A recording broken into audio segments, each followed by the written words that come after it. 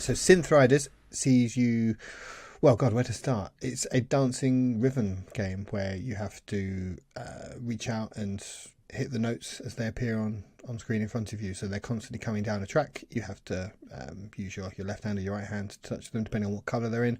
And in doing so, you have to just dance like a maniac, basically.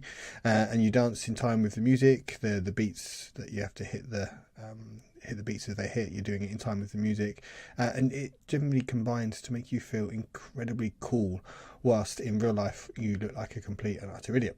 Yes. But it doesn't matter, because in the game you feel absolutely so cool, and you really get into it. Well, at least I do.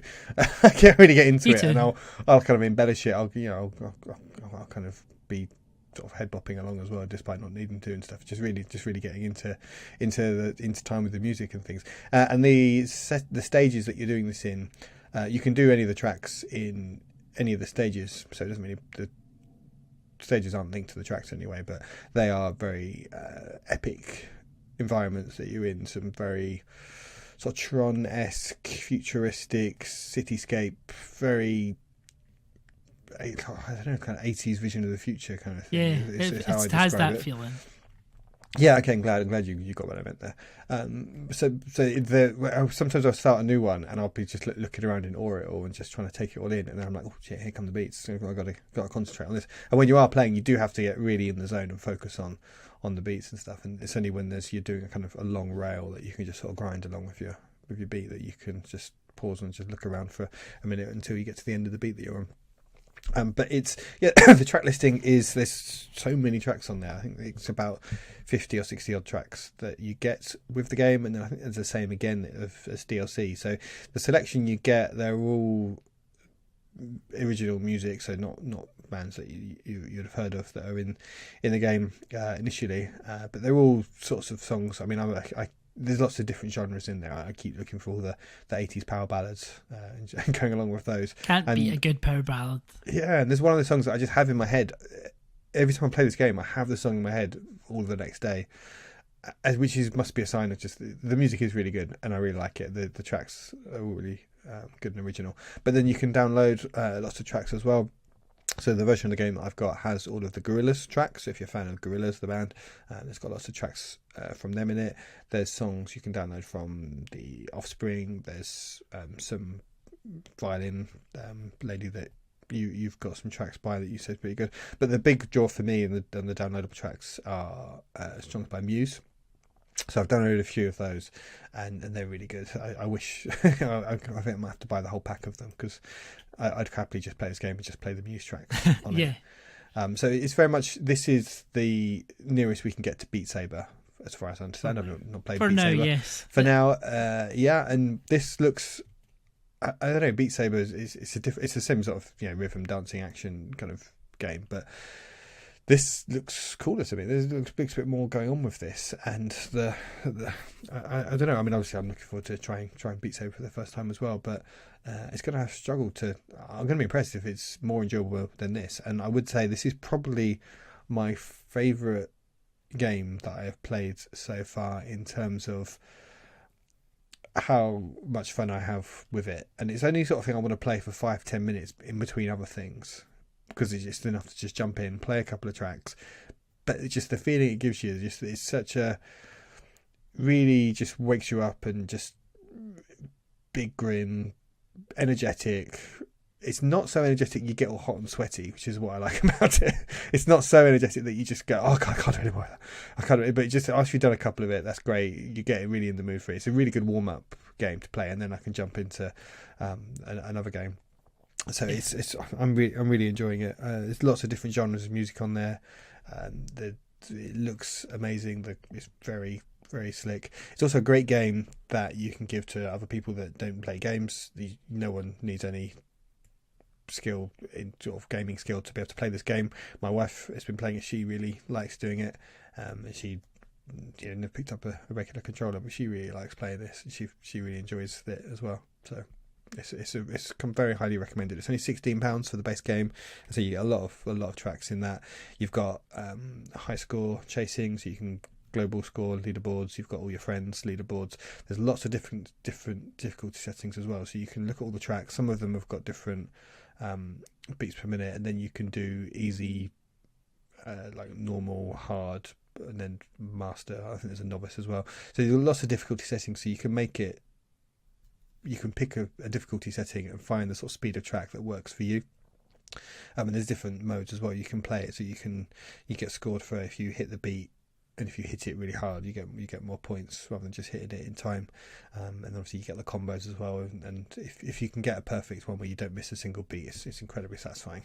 Oh yeah, that's such a good feeling when you get that first perfect, that first perfect play. I mean, I completely agree with everything you've said, Laurie. Like, this has probably been my favourite experience in this. It just makes you smile. You enjoy it. Perfect for jumping in for one or two tracks. And when you I don't think you mentioned it there, but you also get the experience tracks, which you're not trying to get a high score, but it's more about it's very much more about experiencing the game. So it's like special stages for specific tracks where it's just like taking you in a completely different direction. Yeah. It almost that gave me Tetris Effect vibes, like that kind of Tetris Effect experience, and that's the biggest compliment I can pay to this, because Tetris Effect is one of the best games probably ever made. I should point out with those experience tracks, you're absolutely right. They are an integral part of it. Sadly, they're all in the UK release anyway, or the EU release at least. They're all part of the DLC. None that come with the base game, which is a shame, because there should be at least one with the base game, because that's something that everyone should try. And I feel like a lot of people won't just get the DLC because they'll just steer away from that. They're only, I think it's about £1.60 to download extra tracks, or you can, I think it's about £10 for a pack of them by that whichever artist. So anyone that buys this game, I would recommend at least one experience. Just have a look and see which one is the artist that you like. It's only £1, so just kind of add that into the cost, factor that into the cost of when they're buying the game, because you absolutely need to have an experience on this. They're not in the usual tracks. You are in these kind of music video-esque type things, and the one I've got is for Muse Amnesia, I think it's called, and it's amazing. It's absolutely stunning. I'm a huge Muse fan. I've seen them live quite a few times, and it's like getting inside Matt Bellamy, the lead singer of Muse. It's like getting inside his head. Inside him. Well, you said it. That's some experience. It's just like you're inside his brain, and like this is what he's going through his head when he's coming out with this music, because it's so. If he could, this is what he wants you to. Because it's like that whole kind of space opera type thing, and he really brings that to life in a way that I've never experienced before. So it's really sort of transcendental type experience with it. Like you say with Tetris Effect, it's such a all of your senses, and you're complete and utter absorbed in it, because obviously there's no distractions when you're in VR. You can't look at your phone, or you can't just look away from it. You can't hear anything else. You are fully in this experience. For those alone, it's worth picking up and trying out. Yeah, no, I'd agree. If you own a PSVR2 and you haven't bought this game, you're doing something wrong, in my opinion.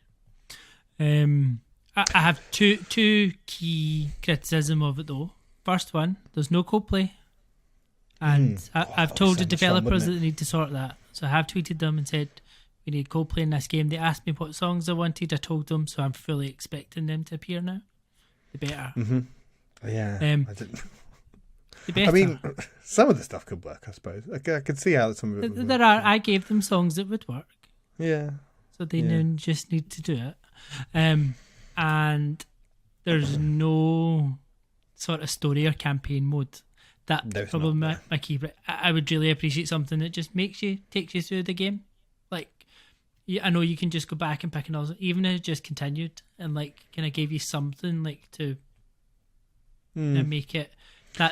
It could do with some sort of story mode. That's my main, but it doesn't need it. But I think it would just from that single player experience, just to kind of keep you going, it would be quite nice to like give you that would be quite cool. ratings. You could have like a sort of half-hour long collection of tracks, and you could start off. The stages could start off, the bottom of a tower, and as you could work your way up the levels and stuff to where there's a final boss type experience at the top of it, where you had to get progressively harder.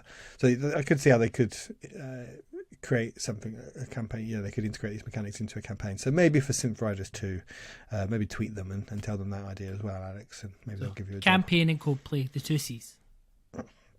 Yeah, and maybe co-op as well for the third one. It would be fun if you could do it side by side with someone. And Yeah. You As all things can do in VR, multiplayer though, can't you? We haven't tried that. We should try that. I think there's a multiplayer. Okay. Good, but like you say, anyone who has PSVR2, you owe it to yourself to play this game. It's fantastic. So it definitely gets the stamp of approval. There's no vomit. It's not that sort of game. You don't move in it. It's just stuff comes towards you and you have to hit it, basically. The grumpy old man is not... Yeah, sorry, Ben, but if you want to sit in your chair and not move, this isn't the one for you. It's quite energetic. Not like Beat Saber type levels of... You see people sweating profusely, but you do have to get up and dance around. And it's most definitely a WoW type game for the sheer spectacle of it all. Play this those game. Experiences. Yeah.